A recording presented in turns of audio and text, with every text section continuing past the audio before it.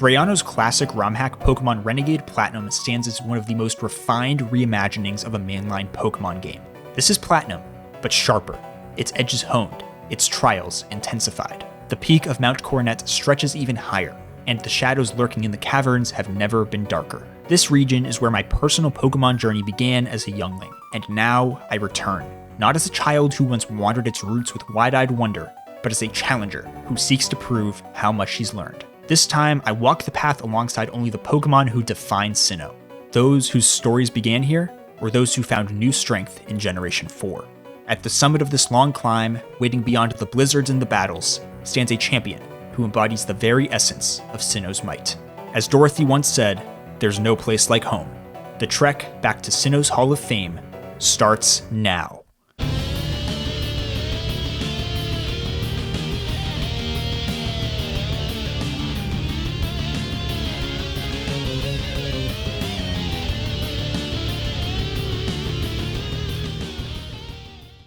Chapter 1. For those about to rock. Home sweet home.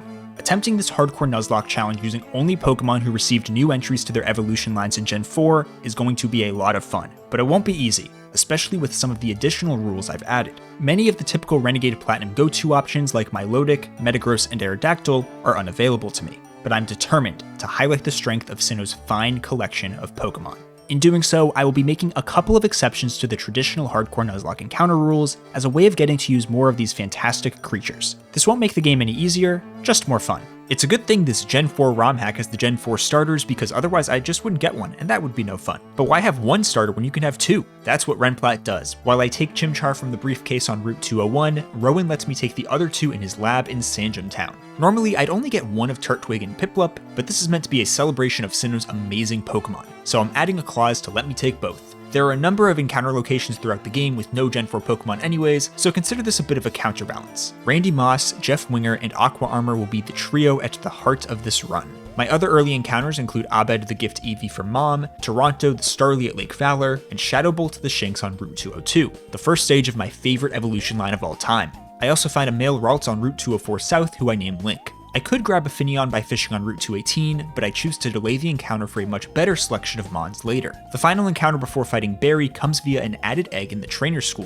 which has 18 possible encounters, 10 of which are eligible for this challenge. I get an Elekid, which I'm pretty happy with. Always good to have a great coach at the helm of the team. Our first bout with Barry's pretty easy. Shinx KOs Starly to start strong, and Turtwig takes out the two team members in the back to tackle Barry and open the path to Orberg City. I head to the mine to challenge Rourke to a battle, but before he heads back to the gym, he offers me an evolution stone for my Eevee. I choose the Ice Stone to evolve Abed into Glaceon, who is much better in the early game and projects to have a big performance against Gardenia. For now, I add Barrel the Bidoof and Pebbles the Rhyhorn to the box, leaving just one encounter remaining before Rourke, Orberg Gate. Here, there is only one Gen 4 Pokemon, Riolu. But this is not just any Riolu. This Riolu, who I named Luke Cornett after everyone's favorite backup center, evolves into Lucario via friendship before the first gym. And Drayano thought it was a good idea to give the Aura Pokemon a new ability, Adaptability. It might be broken. Nah, there's no but. Adaptability Lucario is more broken than my heart at the end of La La Land. Leaving no stone unturned, Luke Cornett turns Rourke's entire team into a metamorphic masterpiece because good Arceus, are metamorphic rocks stunningly beautiful or what? Their elegant beauty reminds me of Wong Kar-wai's In the Mood for Love, a film I'm just in awe of every time I watch it. A movie filled with flowers and floral dresses, it's fitting that Floroma Town is the next stop on our Nuzlocke journey. But something is amiss. Would you believe it, but Team Galactic is up to no good at the Valley Windworks. Who could have seen this coming?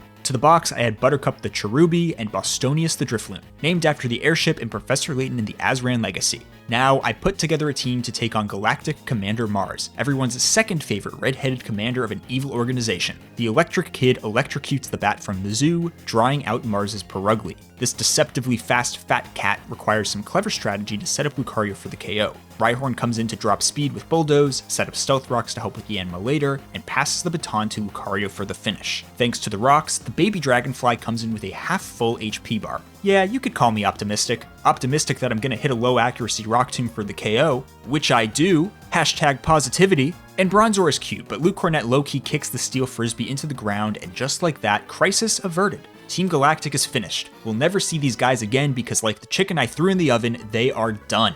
With the day saved, I continue my journey north, to the beautiful, lush Eterna Forest. Normally, the next boss battle would be against Gardenia in the second gym, but in Renegade Platinum, Cheryl wants to test my strength before agreeing to explore the forest together. All things considered, it's a pretty easy battle, though her Chansey does have a move pool with good coverage options. To counter, I pivot through Glaceon on an incoming Ice Beam and remove the freeze chance as I switch to Lucario on Hyper Voice instead, and Force Palm for the win. With only 2 mandatory tag battles in the forest, it's just a matter of time before we reach Eterna City. Following a quick meetup with Barry, an awkward run-in with Cyrus, and a brief conversation with the greatest champion of all time, I head west of the city for my next encounter. In this patch of grass on Route 205 North lie 2 Gen 4 Pokémon, Bidoof and Krogunk. With the former already in the box, the Poison Dart Frog is a guaranteed pull. However, the key lies in Dart's ability, Dry Skin. This ability is game-breaking, literally.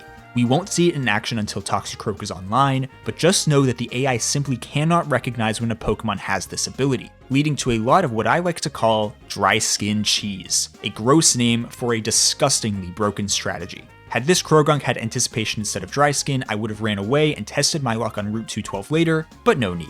I get a few more encounters in Lagos the Static Rotom from the Old Chateau, and Jamie Tart the Guaranteed Sneasel via Repelmanip on Route 216. This brings me to one of the more interesting encounter decisions of the game. So on Route 207, I can either take a Guaranteed Chingling from the grass, or use the Honey Tree to encounter either Aipom or Munchlax. Obviously, Munchlax is the best of those 3. In Mount Coronet, Chingling once again appears on the encounter table, this time beside Bronzor and Nosepass, Bronzor obviously being the best of those 3. Though I'd love to get the best encounter in each location, my odds of pulling that duo aren't great. Therefore, knowing I can guarantee myself a Munchlax later on, I take the Chingling on 207 to dupe it out of the mountain, raising my odds at Bronzor and helping me add Bing Bong to the team. As I see it, Gardenia is the first true boss of Renegade Platinum. Everything up to this point looks like child's play compared to this team. In particular, her Roserade requires you to plan your entire strategy around her, and most players do this by either bringing Gift Matang or a very likely Crobat encounter. There's just one problem. Those are not Sinnoh Pokemon. It's going to be a team effort, but I just know that this crew of 6 has what it takes if everyone works together and trusts one another. Gardenia, let's go. Blossom is the Grass-type leader's opener of choice, while mine is Monferno. After a Fake Out, Jeff Winger uses Taunt to prevent the Flower Pokemon from using Teeter Dance or Stun Spore. Pretty cool tech if you ask me. Following a pair of Flamethrowers, I'm already staring down Roserade. See the first 4 Pokemon in my party? I need all 4 of them to even stand a chance here. If you were wondering why Bronzor was such an important encounter, this right here is why. Switching in on an extra sensory, I decide to take one more hit and click Confuse Ray. Confusion isn't necessary here, but it will give me a little more wiggle room in case things waggle off course. My decision immediately pays off as Grotle gets a free switch in on a self-hit. Randy Moss makes for a perfect pivot to bait Sludge into Lucario, and after a Rock Tomb to drop speed, it's finally time to unleash Glaceon. Glaceon in on this is either going to be Dazzling Gleam or Extra Sensory. Excuse me, Gardenia? Excuse me? Oh my god, we procced Switch AI. Oh wait, yeah. That was not very cash money of you, Gardenia. Things may look dire. I mean, a man rarely recovers from moments that make him react like this. But we're talking about Abed the Glaceon, who I intentionally picked as my early game evolution because of this specific fight. Even with a sassy nature lowering her speed, she still outspeeds Tangela and Breloom to pick up back-to-back KOs. And with the help of Gardenia setting up Sunny Day and using a Super Potion, our TV-loving friend pushes through Cherim as well. But Roserade freezes me in my tracks, hitting the battlefield with a cold vengeance in her eyes. The entire reason I used Rock Tomb in the first place was because Glaceon is slower here, but I didn't realize that that would proc Switch AI. Remember the extra wiggle room I gave myself earlier with Confuse Ray? Turns out that's what's going to save me here. I run a similar pivot cycle to get Lucario back in, and thankfully he's never dead to crit because he never took a hit earlier. No Switch AI this time, and Glaceon finally gets her moment of glory. Gardenia's Grotle proves no match for my guy, granting me the Forest Badge. Chapter 2. Forward Momentum. With Gardenia cleared, this is when Renegade Platinum really picks up. Fantina Split features 5 tough battles, each increasing in difficulty from the last, and ending with my pick for the hardest gym leader in the entire game. So far, the only relatively hard mini-boss has been Commander Mars, but the only way Team Galactic comes back is if the authorities that be in Sinnoh let galactic operations happen right under their nose in conspicuous, menacing buildings. You gotta be kidding me. Well, I quickly wipe out Commander Jupiter in the Galactic Eterna building, and while I was worried about her Sableye going in, I'm able to utilize a quirk with knockoff AI in Gen 4. The AI simply won't click the move if your Pokemon isn't holding an item. So for any itemless normal type, this is a free 1v1. A win here unlocks 4 more encounters. Porygon as a direct reward, the gift Togepi Egg, a static Gabite in Wayward Cave, and a guaranteed Gligar from a Repelmanip on Route 206. Roy Kent comes with immunity, which will become Poison Heal upon evolution, one of the best abilities in the entire game. He's also one of the most physical defenders in Premier League history. Come on, you Greyhounds. Speaking of Greyhounds, Togetic is neither Grey nor a Hound, but it is Mira's lead in our next mini-boss battle. With Abed, Luke Cornett, and Jamie Tart, this fight turns out to be totally free, but dun dun dun! You want to see a genuinely terrifying Pokemon? Look no further than Renplat Lopunny. Stat buffs? Check. Added fighting type? Check. Scrappy just like Mega Lopunny? Check. Seriously, as I travel throughout the Sinnoh region, I keep looking over my shoulder just to make sure there isn't a Lopunny standing behind me. Following Lucario's takedown of Piloswine, Lopunny comes in looking to jump kick my fighting type back to the Orberg gate. Because of Scrappy, I can't just send in a ghost type here, so instead, I've cooked up a great plan.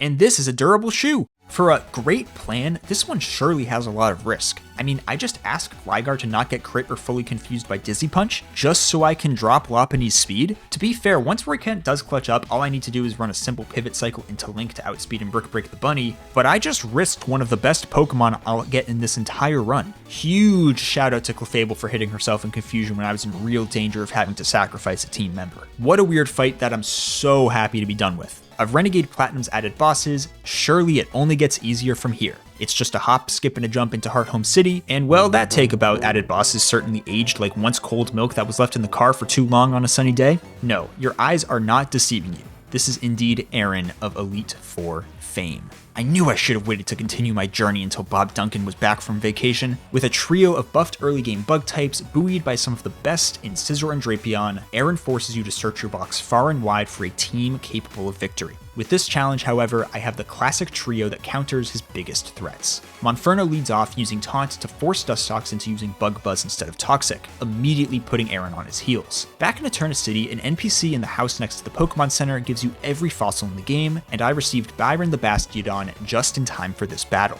Thank Arceus, because his ability Soundproof makes him immune to Bug Buzz, so he can safely come in and set up Stealth Rocks. This hazard is crucial because after Monferno returns to toast Dustox, Aaron sends out a Focus Sash holding Beautifly. With the Sash broken and the Butterfly down to half health, Jeff Winger chains another quick KO. 2 down, 1 early game bug remaining. Venomoth is a bit scrappier than you might think, and unfortunately, this means it's time for one of my least favorite Nuzlocke strategies, the Pee-Pee Stall. It's not that I hate the principle of it, my problem is that it just always takes forever, and I always feel like I'm gonna mess something up, whether it be a miscount or a misread. I sit here for a good while, eventually forcing the moth into struggling itself to death. Though I'd love to continue discussing the deep ethical and spiritual conundrum of the Pee-Pee Stall, Scizor is here and it's time to lock in. Jeff Winger in on X-Scissor, and one flamethrower later, Drapion come hither. In one of the most clutch evolutions of all time, Randy Moss evolves into his final form right at the level cap of 32, and he's the perfect answer. With Scope Lens, Sniper, and a trio of high crit moves, the Scorpion is set up to end your career with critical hits. But I can rest easy with Shell Armor, as Torterra shines bright, shaking the earth and shipping Aaron back to the league.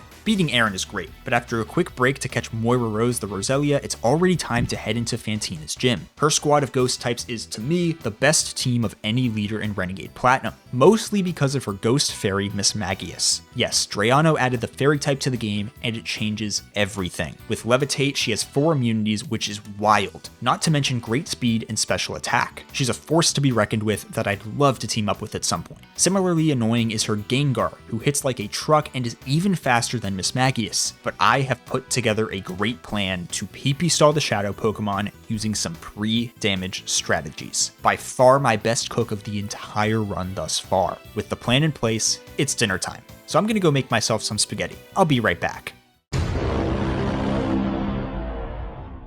Fantina is ready to fight, and so am I. Now, most people would open this fight using Captivate against this Drifblim, with the goal of forcing a baton pass into Mismagius following a special attack stat decrease. However, it's not needed here. With my totally genius riskless plan, I'm good. Expert Belt Luxray one-taps Drifblim with Crunch, and ooh, here comes the big scary Mismagius. But that part fairy typing gives Bastiodon some juice here. Switching in on a Dazzling Gleam, Byron's Iron Head proves too much for the Wicked Witch of Central Sinnoh. After Togekiss Moonblast Spiritomb back to the Sinnoh Underground, here comes Gengar. My friends, it's time for a pee-pee stall. I have pre-damaged Bronzong and Porygon 2 to bait Shadow Balls and Sludge Bombs into one another until Pokemon's original ghost is left with only Will-O-Wisp and Dazzling Gleam. What a beautiful plan. I forgot to pre-damage. Oh no. Alright. We gotta get this off. Okay, go Sludge Bomb as expected. Hold.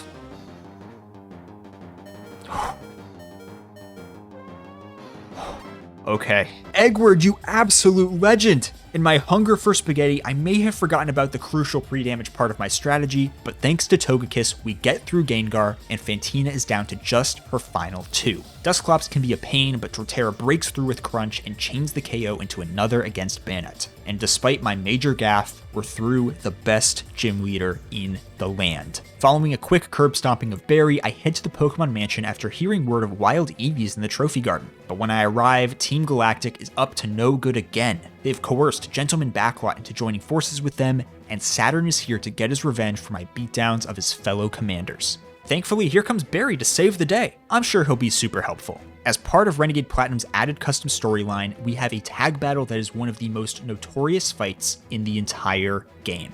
Because of the nature of tag battles, you have no control over what your partner chooses to do, making these fights inherently inconsistent. The best you can do is put together a team of 6 Pokemon with good matchups and hope for the best. The other strategy I'm implementing here is one of my favorites for double battles, the Whoever offense. Essentially, choose an opposing Pokemon who you'd like to keep on the field, usually because of a lack of offense, and attack whoever is in the other slot. We'll call the Pokemon we're leaving on the field the Ben Simmons of the fight. They're on the court, but not exactly a scoring threat. In this battle, Saturn's Bronzong is the Ben Simmons. Unfortunately, Barry doesn't get the memo. I hold at my end of the strategy, KOing Wigglytuff to get off to a good start, but then Barry has his Prinplup Scald, Burn, and KO Bronzong. Oh, and this Prinplup, it's his final Pokemon. Staravia, Heracross, and Snorlax, they're all gone. His Penguin goes down just moments later, leaving me in a 1v2 for the rest of the fight, when both opposing trainers have 2 Pokemon each. At this point, I have no choice but to switch my plan to going after Saturn's team because Backlot's Espeon has Protect. For the rest of the battle, basically my only hope is to pray to Arceus that the Eeveelution will keep using Protect instead of attacking. It would certainly help if Octillery could stop hitting through Paralysis though. I do eventually get the Octopus off the field, but the Espeon and Toxicroak combo is lethal, ultimately leaving me in a situation where the only mon I have left who isn't immediately dead is Torterra.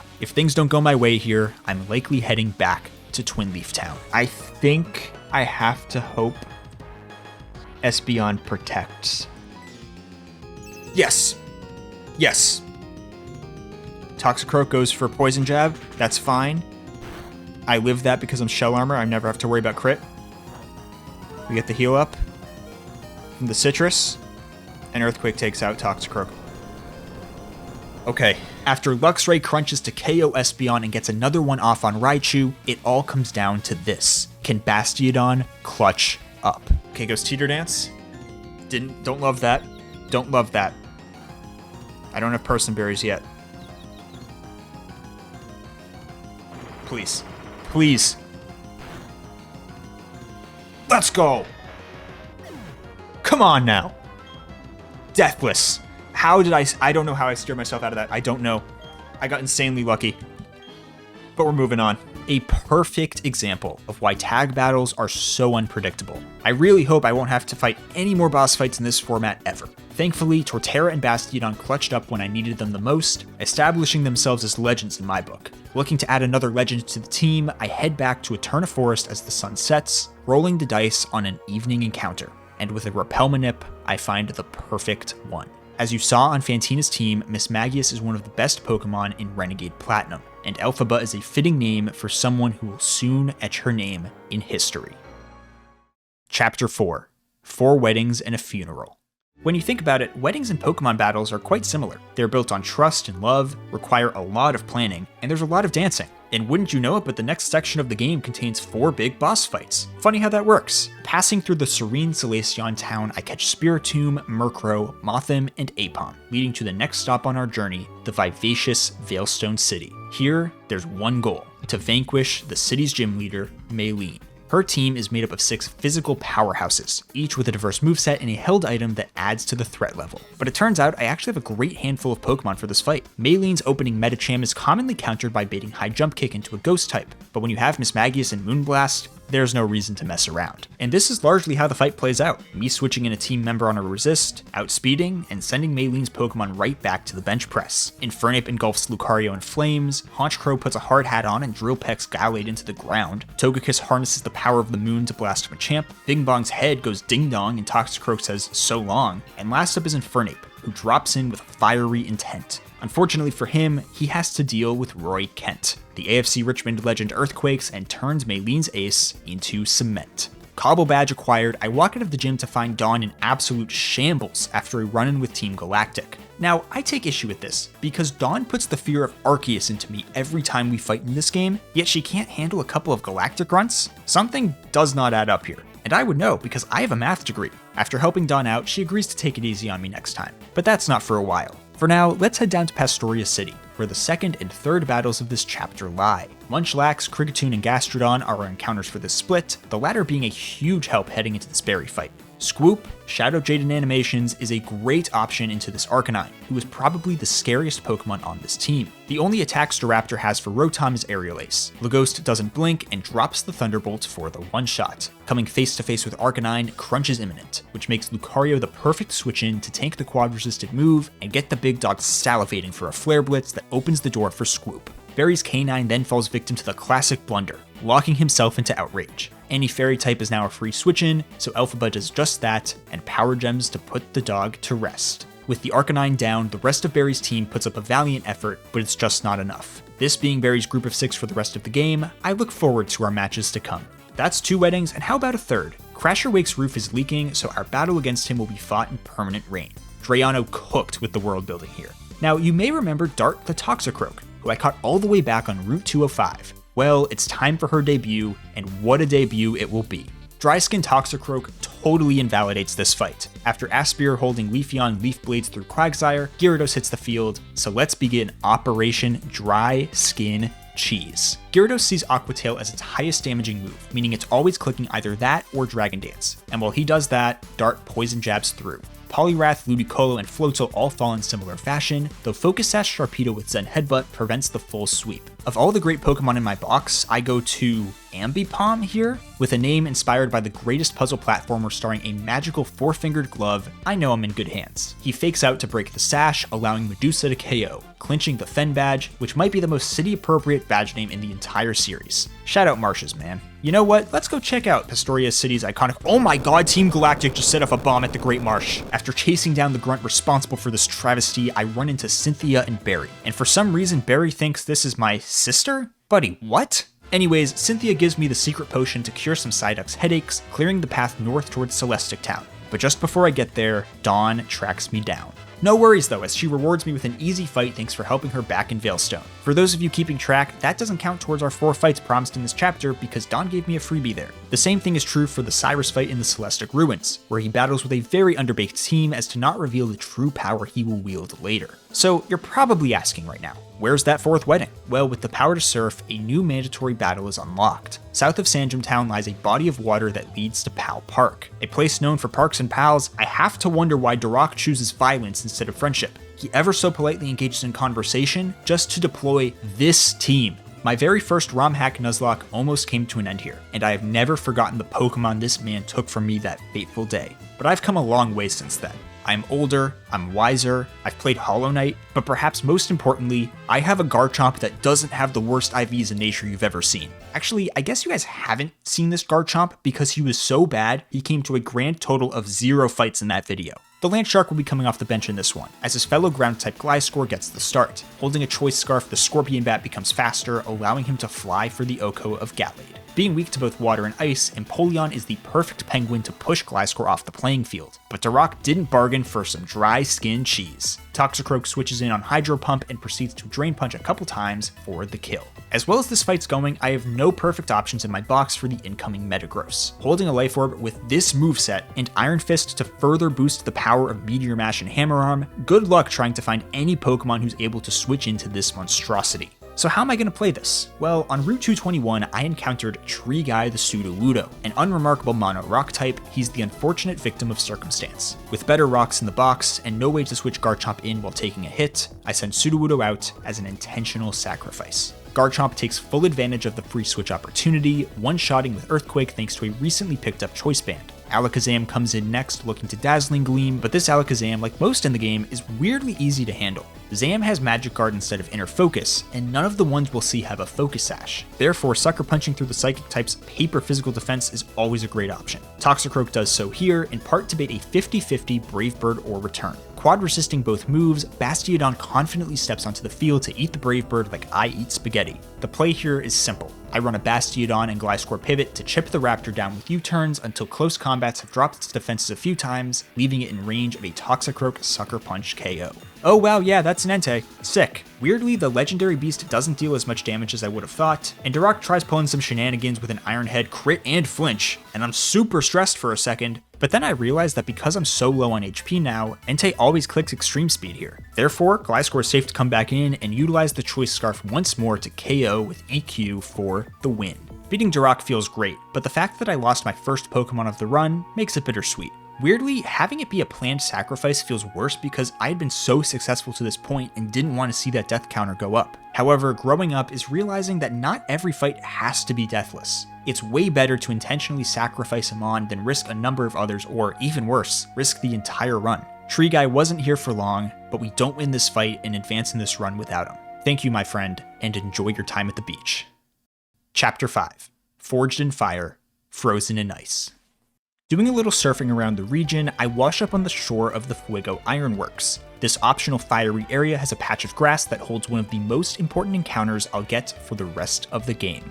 Dean Pelton the Magnemite, aka the Crobat Killer. We've got a lot of Crobats in this next section, and Dean Pelton is ready to feast. With a new Steel type in hand, I head to the city of the best Steel type trainer in the region, but before I fight Byron, Barry jumps me, looking for a battle on the Canalave City Bridge. He has decided to give his lead Staraptor a Choice Band now, which is scary for the fast, frail electric types I've used against him in the past. However, choice items on the AI are very easy to take advantage of, as I do so here. Opening with Empoleon, Staraptor locks itself into close combat, but I pull a fast one on my rival, bringing in Rotom immediately. Magnet Boosted Thunderbolt picks up the KO, and the rest of the fight plays out similarly to the last one. I'd love to take on the gym now, but Byron is off at Iron Island, and won't let me challenge him until I've done some training in the abandoned mine. But this mine, while abandoned by most, is full of trainers still, and is guarded by a master who goes by the name Riley. A guy who exemplifies what it means to be cool. He's rocking a team with 6 of the coolest Pokemon ever. This is never an easy fight in Renegade Platinum, but it is a little easier with a Miss Magius on my side. Holding the expert belt, Elphaba Moonblasts through Absol, baiting in Metagross. Meteor Mash procs the attack raise as I switch to Garchomp, but it doesn't matter. Kibble outspeeds and Okos with a Choice Band boosted Earthquake. Riley responds with a dragon of his own, but Mence is no match for Miss Magius. I don't know why he's holding a Power Herb when he doesn't have any charging moves, but I'll happily take advantage, and all it takes is a single Moonblast. Miss Magius takes a seat for the rest of the fight upon baiting in Lucario. The Aura Pokemon sees a KO with a priority move in Bullet Punch, meaning he can't click anything else. Infernape eats bullets for breakfast, and because Lucario has adaptability and not inner focus, Fake Out plus Flamethrower is a winning combo. Ursaring steps in immediately to take a million punches to the face, leaving the field as quickly as he arrived. Down to his last Mon, Riley is running out of time. Too bad Slacking's Truant ability means the Big Oaf takes every other turn off. With that window of opportunity, my own Lucario comes into Oko with a single close combat, clinching victory over the cool guy. After exploring the rest of Iron Island, Byron finally agrees that I'm strong enough to take him on, though I'd be willing to bet that most trainers at this point in their journey could say the same. The Steel type, while one of the best types in Nuzlocking because of its defensive versatility, is quite the brutal typing offensively. So when all you have is Steel types, Well, you get this super basic fight, where after getting Stealth Rocks up to break the Aggron's Focus Sash, Infernape sweeps through Bronzong, Steelix, Aggron, Fortress, and Bastiodon before letting Swoop get in on the action, soloing Magnezone and making the Mine badge mine. You know, maybe things are looking up. Da-doom! Oh my, Arceus Team Galactic has set off a bomb at Lake Valor. I'm not gonna lie, I don't really understand the logic here. Surely there were far better ways to capture the Lake Guardians, right? Regardless, I love lakes, and I will not stand for anybody who does anything to damage my precious lakes. So Saturn, you're done for, buddy. Super easy fight, but that's in part because we'll be seeing Saturn later. Alright, well, I'm sure the water will magically come back at some point, but I could really use some time to reflect. Preferably at a lake. Did I mention I love lakes? So I head back near home to Lake Verity and, oh, these hooligans want to play, huh? The Crobat Killer gets in a little debut here against Mars, hitting the Raw Thunderbolt through Bright Powder and Double Team to Oko on the first turn. I had Shockwave, a move that could never miss, but where's the fun in that? Kangaskhan follows the bat, coming in with a Muscle Band and a moveset that could get walled by either Mismagius or Spiritomb if it weren't for Kangaskhan's scrappy ability. So I instead use Elphaba as a pivot on Fake Out in order to swap in Lucario on a resisted Double Edge. Holding the Choice Scarf, Luke Cornet blazingly downs the parent Pokemon with just one close combat. Bastiodon steps into 1v1 Yanmega, and Mars implements one of the most pathetic strategies I've ever seen, using all 5 of her detects on 5 straight turns until she has no choice but to let me attack here. That's what we in the business call Charmin Soft. Arceus calls out Mars' Tissue Paper Toughness as Spiritomb crits to Oko Bronzong with Dark Pulse, and even though Purugly puts Byron to sleep, it's way too late. Without being able to deal any real damage, it's just a matter of time before the Dawn wakes up and wins us the battle. Apparently Team Galactic's terrorizing of the Great Lakes of Sinnoh isn't over, but I'm assured it's fine, because Lake Acuity is being handled by Barry? Oh, we're so screwed.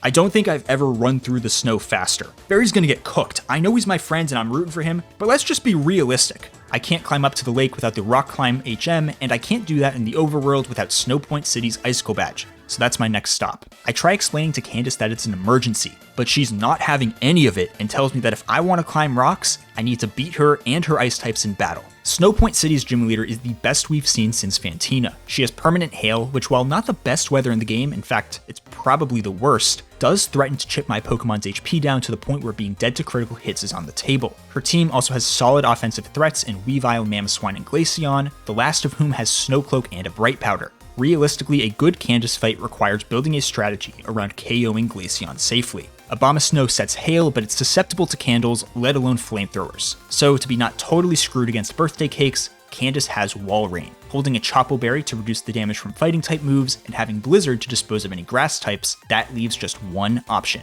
Electricity. Dean Pelton comes in on Surf, never being dead to any rolls of crit. With the choice specs, my giant magnet area Pokemon drops a Thunderbolt from the heavens that sends the Walrus packing. The beauty of this KO actually comes to light as Candace selects her next Pokemon, Mamoswine. With Dean Pelton's quad ground weakness, it's only natural that the woolly mammoth would want to Earthquake. Playing right into my trap, Gliscor joins the fight for free. He won't be staying long though. Those ice moves are looking pretty attractive for Mamo, and Infernape is ready to eat. Avalanche does minimal damage, and Fake Out plus Close Combat puts us halfway to the 7th badge. But Focus Sash Weavile stands in my way. Now, I equipped Infernape with the leftovers for this battle, perhaps a bit odd for a fast sweeper. However, those leftovers healing back Hail Chip means Weavile sees kill with Aerial Ace, and only Aerial Ace here. Therefore, I pivot through Gliscor to bring Infernape back in, allowing him to Fake Out and Mach Punch for the KO. Weirdly, Weavile having Technician over Inner Focus helped me out a ton here. But for every ability that works in my favor, lies another one that does not. Snowcloak, Bright Powder Glaceon is finally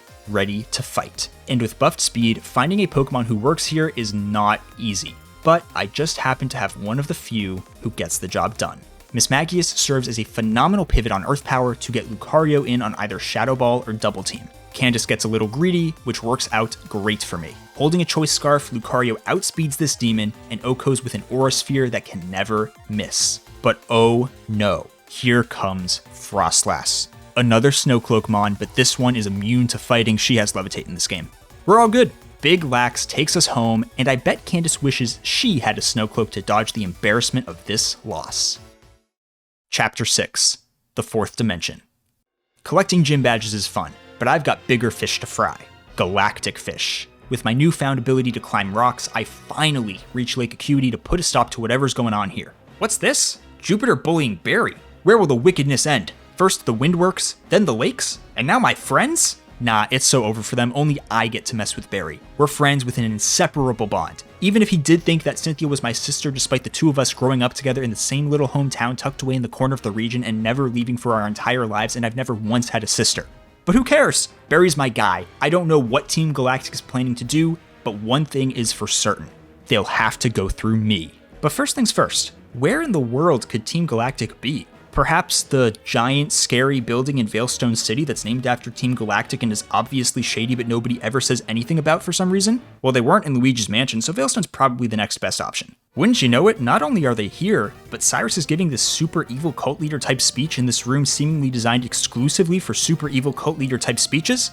Huh, that's a little odd. But would a cult leader challenge you to a Pokemon battle if you dare challenge his beliefs? Yeah, actually, that's exactly what a cult leader would do. This is our second battle with Cyrus, but just like in Celestic Town, Team Galactic's leader's holding back. Only sporting 5 Mons, I don't even break a sweat in this one. We'll be seeing this man again very soon though. As he heads out for parts unknown, he leaves Galactic HQ's final room unguarded. I waltz through and find all 3 Lake Guardians being held captive? Not for long. If I get through this final showdown with Saturn, I can restore order and peace to Sinnoh's lakes. And I love lakes. This is Saturn at his best, finally evolving his Rhydon and adding a Magmortar to the squad since we fought back at Lake Valor. He also switches up his lead, going with Light Clay Bronzong with both screens instead of Alakazam. But the only screens I like are the ones that show Celtics games, and Luxray clearly feels the same way. Thank you, Choice Band. As for Saturn's choice of who to switch in, he of course goes for a ground type in Rhyperior. Was it even really much of a choice? What is a choice is Rhyperior's move selection, as Earthquake, Megahorn, and Hammer Arm all see kill. Not Stone Edge though, and thank Arceus because I'd hate to see Mantine switch in on that. I literally just don't have anything that takes every single move and then also can fit on this team. So.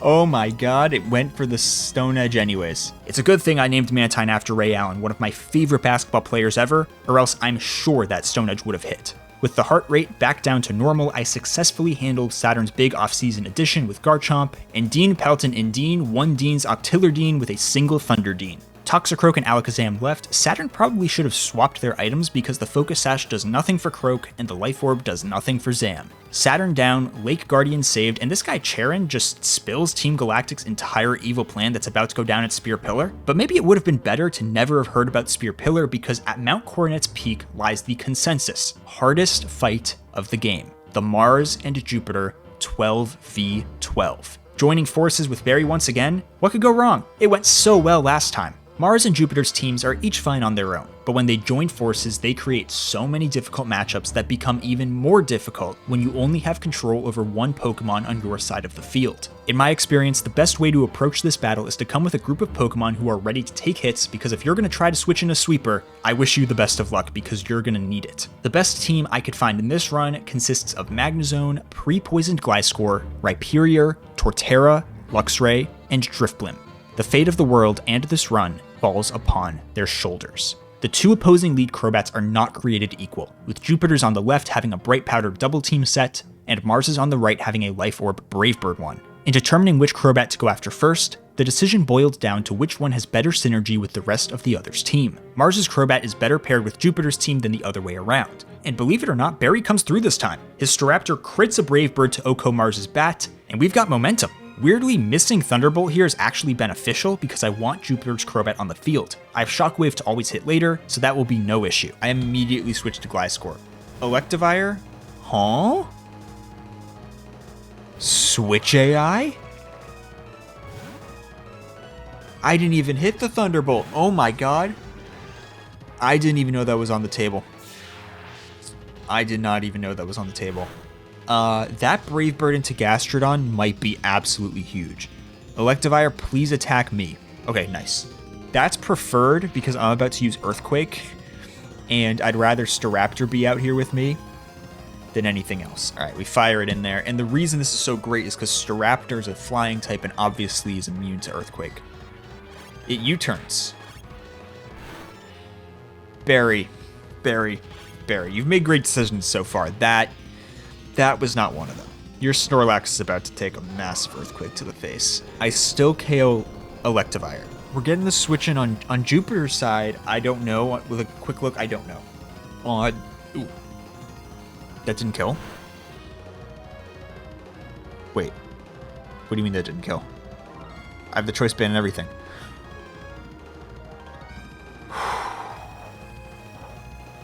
How did that not kill? I genuinely have no idea how that didn't kill. I forgot to equip the choice band. Oh my god.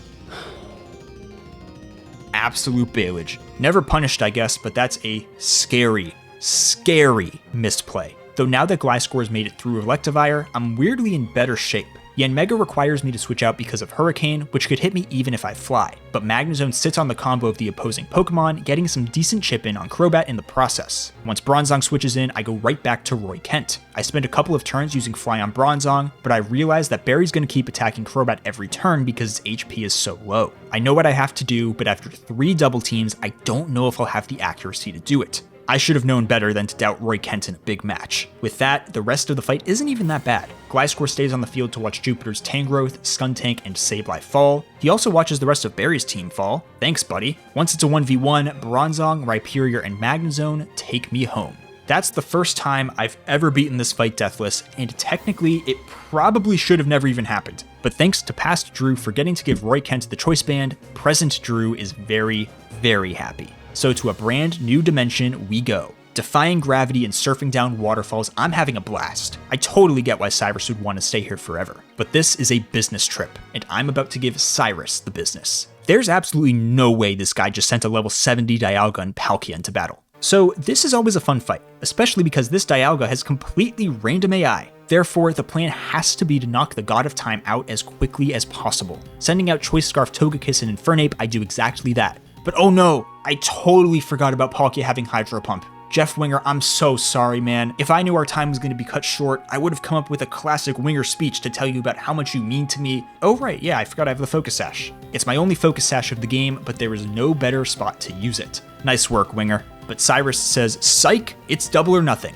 This is the Galactic Boss's final form. We do get healed before heading into this fight, but I cannot change my team order. That means I've got a Fairy type out against his lead Crobat, and that's not good. But come on, do you really think I wouldn't bring the Crobat killer? Big Zone comes in on Cross Poison, which Crobat is now locked into because of its Choice Band. One Magnet Boosted Thunderbolt later, and Houndoom comes to avenge his fallen teammate. Like Vice Dean Robert Laybourne, Houndoom wants to destroy Dean Pelton's entire career. So I quickly swap in Jeff Winger, who close combats him back to the AC Repair School. Now Cyrus sends in his Gyarados, a mon he has added since I destroyed him back in the HQ. With no flying moves, this is always Aqua Tail, and I think you know what that means. Dry skin cheese. However, after one Poison Jab, I proc Switch AI into Cyrus's own Magnezone. I'm prepared for this though, because I have Electivire. Mirror Code actually, wow. Cool. Cool. Totally fine by me. Close Combat Okos. Holding an Expert Belt here just to ensure that the damage is enough to always kill.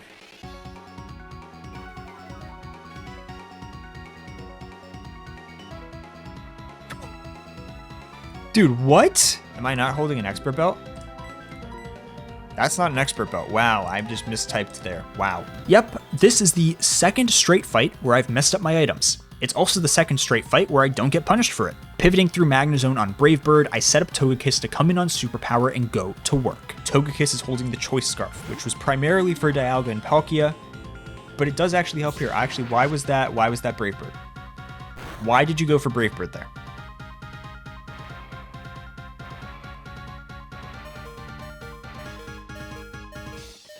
Oh my god. Alright, so Superpower has weird AI in Gen 4 that makes an enemy Pokemon using the move very inconsistent. And I forgot about that. But Togekiss lives and responds with a big time Moonblast. After Infernape deals with yet another Weavile using Fake Out and Mach Punch, and Toxicroak finishes what she started against Gyarados, we have saved the Sinnoh region. Before I know it, I'm throwing the Master Ball at Giratina and returning to Earth. Chapter 7. A Test of Fortitude. The distortion world changes a man.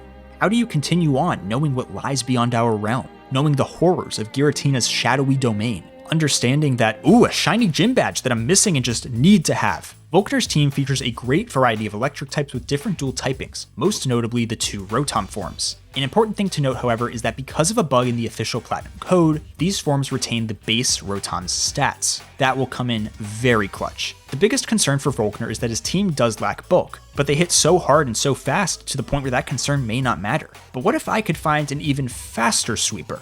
Leading with Infernape, I break the Jolteon's Focus Sash with Fake Out. Infernape now always baits Thunder Wave or Thunderbolt. Enter Coach Lasso. With Motor Drive, not only is he immune to electric type attacks, but getting hit by one raises his speed. Coach is now faster than everyone on Volkner's team, and with the Life Orb, he proceeds to do to Volkner what he did to Rupert on the dartboard. Absolute dominance. Marley, Dawn, and Barry serve as the final roadblocks, though I view them more as final tune-ups before the final challenge. What's interesting about Marley's team is that while I've become an expert in handling Crobats, Weaviles, and Arcanines over the course of this run, I've yet to see any Starmies, Electros, or Sceptiles. Unsurprisingly, these end up being the most fun matchups of the fight. Choice Scarf Gliscor continues to be a staple of my strategies, chipping Starmie with U-Turn and going into Toxicroak, who finishes with Fake Out and Sucker Punch. Cooking through Crobat, Arcanine, and Weavile, Marley is down to just her Electrode and Sceptile. Anticipating a Light Screen or an electric move, I sent in Gliscor.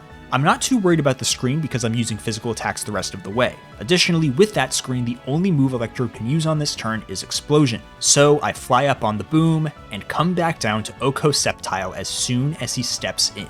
Honestly, one of my favorite moments of tech for the entire run. I'm riding high, but despite a duo of deathless defeats of Dawn to date, taking her lightly would be a mistake. She does have 3 Pokemon who I can take lightly though. Alakazam, Choice Band Mamoswine, and Vaporeon all go down in a flash, so Torterra comes in to get things back on track. And I'm gonna U-turn into Roserade. Now the chip damage here is pretty nice. I've equipped Roserade with Choice Specs. I actually don't totally know why I did this, but certainly it's gotta help you, right? Oh no. We got Stone Edged.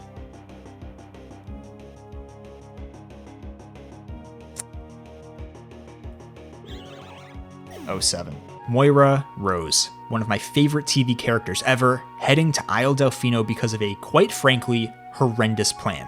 I'm so sorry. What you did was impulsive, capricious, and melodramatic, but it was also wrong. After some more high jump kick cheese that lets Togekiss KO Focus Sash Lopunny, Clefable comes in. Between Calm Minds, heals, and another bad plan, it's looking like Bing Bong might be going down here. Heat Proof Bronzor? Don't get burned, buddy. I mean, don't get crit either, but okay. Yeah, I'm still always dead to Flamethrower here.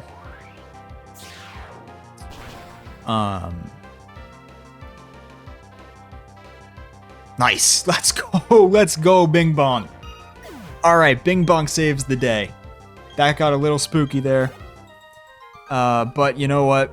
We're moving on. Bing Bong the Bronzong, you are one insane Pokemon who didn't give up until the bell went ding dong. But I desperately need to tighten things up with the Elite Four just one battle away. If I continue on this current trajectory of making mistakes, there's going to come a point when I'm not able to steer out of one. However, there is no better place to sit and reflect than Sinnoh's Pokemon League building. Following a little wellness session, I lock back in for the berry fight, beating him deathless and capping off my run to the Elite Four with a Mismagius mini sweep.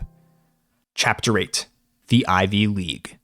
Renegade Platinum might just have the most infamous Elite Four in Nuzlocking. Each member has 4 different teams from which they will choose at random when the battle begins. This means there are 1,024 possible combinations of teams the player can face, and I'm tasked with putting together a team of just 6 Pokemon who can beat them all. Elphaba the Mismagius, Kibble the Garchomp, Randy Moss the Torterra, Byron the Bastiodon, and Roy Kent the Gliscor are all obvious picks. Not only do they have great matchups into these trainers' teams, but they also have great synergy with one another that will allow each to be at their best, especially the combination of Byron and Roy Kent. But the final member of this team is a wild card. I considered a number of different options for the role, but in the end, one Pokemon emerged as the best pick: Troy the Leafeon. With his impish nature boosting his natural defensive bulk at the cost of his meaningless special attack, he's the perfect answer to some of the bigger threats on Bertha and Cynthia's teams, and even has some potential into a few others as well. Without further ado, it's time to get back into the Hall of Fame. Aaron's teams are anchored by the powerful critical hit commander Drapion, with a handful of other scary threats like Armaldo, Scizor, Heracross, and Bug Dragon Flygon. But those are the threats in the back. Aaron's leads each provide different challenges, but the biggest by far is Team Number 1's Speed Boost Yanmega, who threatens to sweep immediately if you don't have the right options. So naturally, this is the team that Aaron goes with in his quest for revenge. My lead choice for this fight is Mismagius, who I specifically selected because of this Yanmega. With a hasty nature and held Choice Scarf, Mismagius is still faster than the Dragonfly after 1 speed boost, so after a Protect on turn 1, Elphaba gets this Elite Four started with a 4 times effective Power Gem. Part of the elegance of this plan reveals itself as Scizor enters battle. The pincer Pokemon sees 2 moves that kill, Iron Head and Bullet Punch. With the latter being a priority attack, however, it's guaranteed to be the selection. With a bit of help from Life Orb Chip, Garchomp safely switches in and burns Scizor to a crisp. Thanks to Heracross's Choice Scarf, I know that switching in the right Pokemon on his first turn in battle essentially guarantees a KO. So on the 50-50 Mega Horn or Close Combat, I swap to pre-poisoned Gliscor. Eating a pair of Mega Horns like a cob on Which Lies Corn, Roy Kent soars into the heavens and drops back down, OHKOing the Pokemon who has a single horn. A great side benefit to Fly being a multi-turn move is that it gives Gliscor more time to take advantage of Poison Heal. Speaking of heals, Armaldo sure does have feet. This is the only potentially inconsistent point of my plan. Holding a Choice Band, I'd love to lock the plate Pokemon into Aqua Tail, but it's not that simple. It's possible that the big guy clicks Stone Edge here too. Therefore, my only choice is to switch in Torterra, and we pull the Aqua Tail. The move ensures that Leafeon can safely 1v1, and Troy does so while utilizing Wish to end the interaction at full health. Aaron's Queen Bee is tasked with turning things around, but that's not going to be easy with Bastiodon making his Elite Four debut. Funnily enough, Byron's timid nature actually works in his favor here, giving him a 1 speed point advantage over Vespiquen. A couple of rock slides later, and Aaron finds himself down to Drapion once again. You know the answer here. Everybody's favorite superstar wide receiver makes this guy look like a short defensive back. Aaron is stuck in a nightmare of deja vu, while I'm thinking about strawberry ice cream and 1 spoon for 2. Torterra once again feasts on the purple scorpion, scoring an Expert Belt boosted Earthquake for the KO and our first win of this Elite Four. Perhaps the most interesting thing about Bertha is that she has the fewest possible leads of any Elite Four member, having only 2. With Hippowdon and Tyranitar at the helm of 2 teams each, just seeing who she leads with isn't enough to decipher which team she's using. As she sends out her ground Hippo and I send out my Choice Band Leafeon, I know she has either Team 1 or 2. After Leaf Blade procs a Citrus Berry, Team 2 is officially locked in. KOing with another Leaf Blade, Bertha responds with a Flying type and Gliscor. My answer? Well, my own Gliscor, of course. I specifically taught Roy Kent Ice Fang to help in this matchup, outdamaging X-Scissor by a ton to eventually win the mirror match. Focus Sash Camerupt is a bold choice by Bertha, but it does require a switch on my part because Overheat crit will kill. However, I can get that switch by U-turning, breaking the Sash in the process, and bringing in Kibble to make his mark with Earthquake. Now, here comes Bertha's weakest Pokemon, Sudowoodo. That's not Sudowoodo. A rare Switch AI miscalculation on my part, and one that threatens to flip this battle on its head. After a few minutes of deliberation, I arrive at a potential solution. Because Torterra doesn't see any KOs, Leech Seed is likely the incoming move, which it just so turns out to be. This allows Garchomp to get some necessary chip damage in before switching out. Leafeon is relatively safe to come in on Woodhammer, but this is far from ideal. Here's the situation. Leaf Blade won't KO unless it crits, and Torterra is going to use Stone Edge. If I don't get crit, and I get hit by a Stone Edge that proceeds to crit, Leafeon goes down, and this run could be destined for failure. Leaf Blade.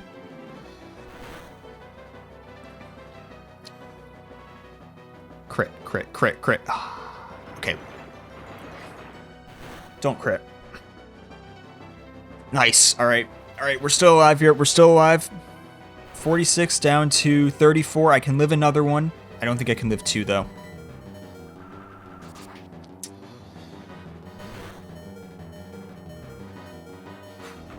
All right, so this should be Rhyperior. It's 34 down to 22. I can live one more. I can live one more. This is an OHKO and Leafeon's going to still be alive. That's why we needed the Choice Band right there. It was for that. They're also depending on the other teams. Just like that, Troy the Leafeon has saved the day and gotten us past Bertha. Just 2 fights from the champion. But Flint has something to say about that. Packing 4 different Sun teams with a mix of fire types and his non-fire types from Diamond and Pearl, each squad plays quite differently. Personally, for my strategies, the more fire types I see, the better. As Flint leads with Ninetales, I know that this is either Team 1 or Team 3. Team 3 isn't bad, but Team 1 is the matchup I want more than any other. So, as Garchomp utilizes his Choice Scarf to outspeed an OHKO Ninetales with Earthquake, I'm chomping at the bit to see confirmation of Flint's first team. So, if this is Team 1, this is Flareon. If this is Team 3, it's Charizard. Show me Flareon. Let's go, baby. Let's go. With that, Garchomp is safe to sweep through 3 more of Flint's Pokemon until his Houndoom comes out. Intimidate doesn't matter, but his held Choice Scarf to outspeed Kibble certainly does. We are in Sun.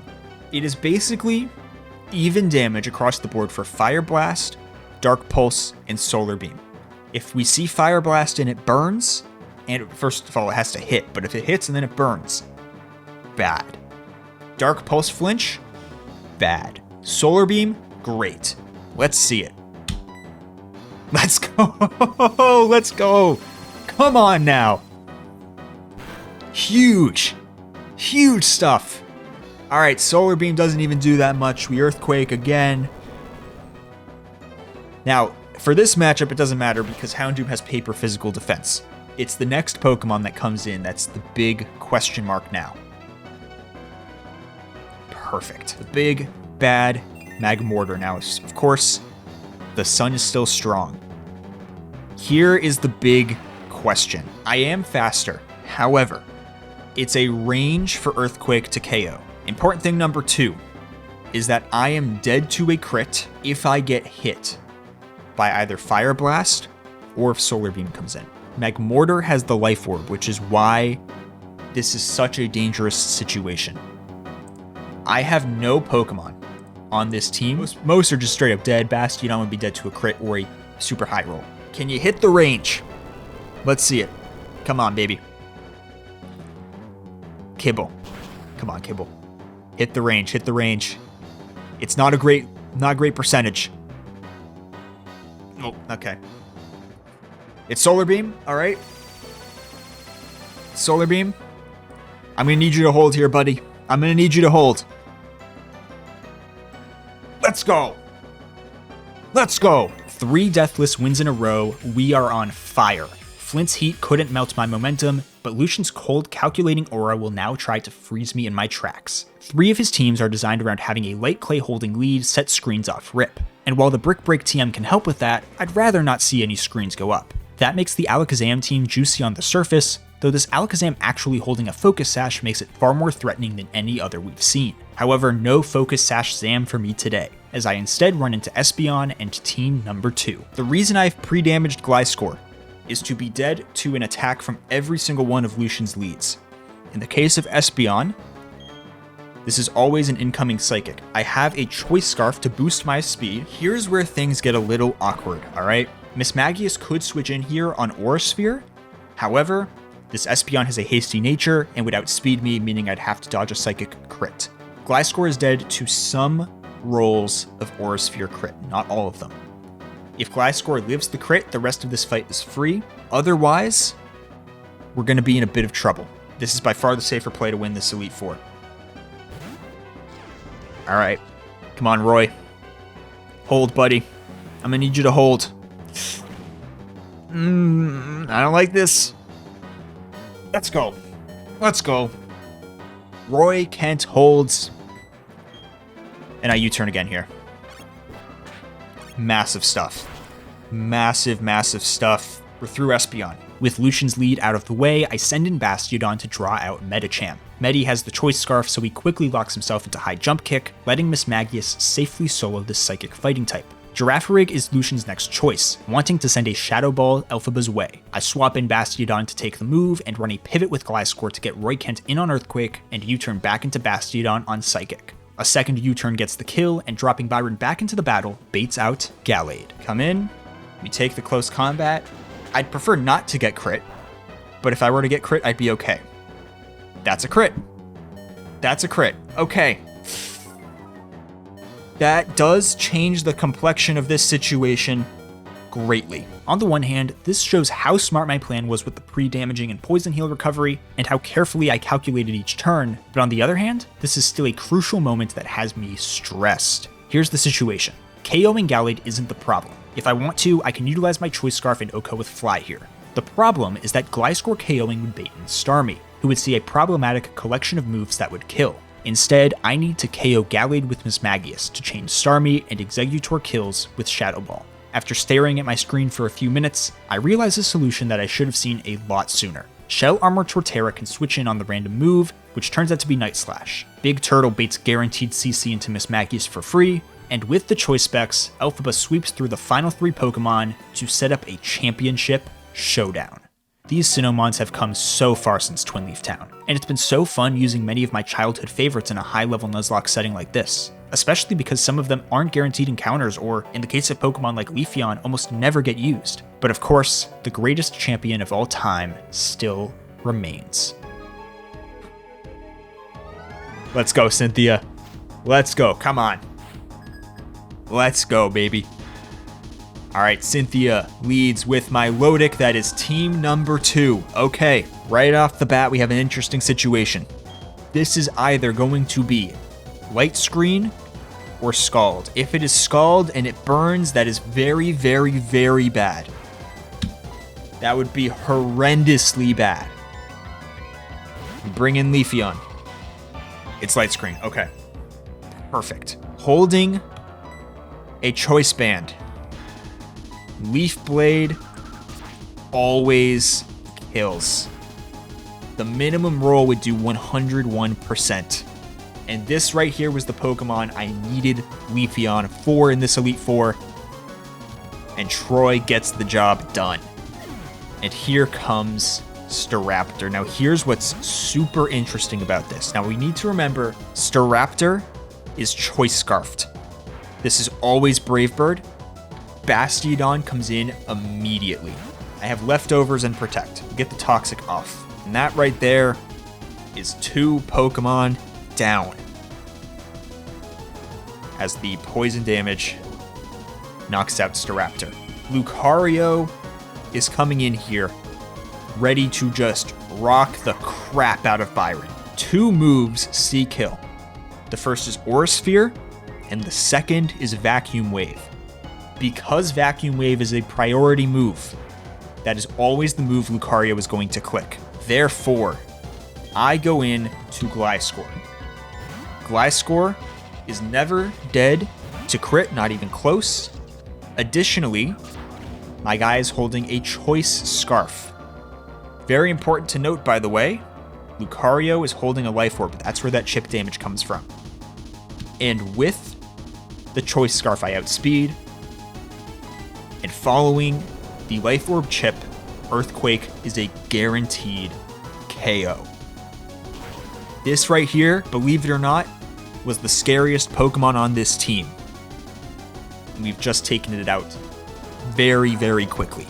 Now this is a phase 2 switch in. Because this incoming Pokemon has Flash Cannon, we bait out the perfect Mon.